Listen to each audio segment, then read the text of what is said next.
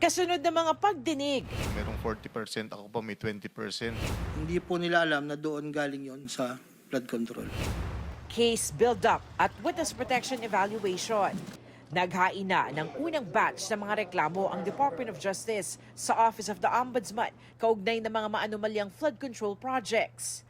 Malversation through falsification, perjury at paglabag sa Anti-Graft and Corrupt Practices Act ang mga reklamo mula sa 5 ghost flood control projects ng Bulacan First Engineering District.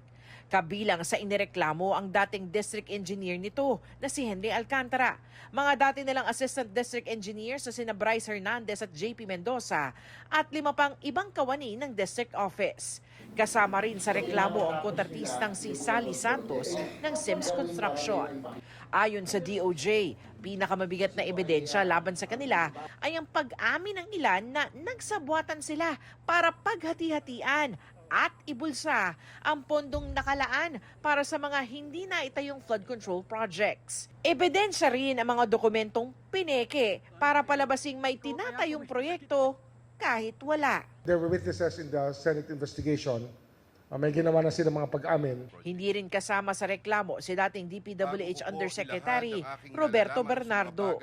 Sabi ni Ombudsman Jesus Crispin Remulla na siya ring nanguna sa investigasyon nung nasa DOJ pa siya. May mga matataas na opisyal na sasabit. Batay naman yan sa mga bank document na galing mismo sa Anti-Money Laundering Council o AMLAC. Marami pa raw iniimbestigahan kaya asahan na raw na marami pang ihahain na reklamo.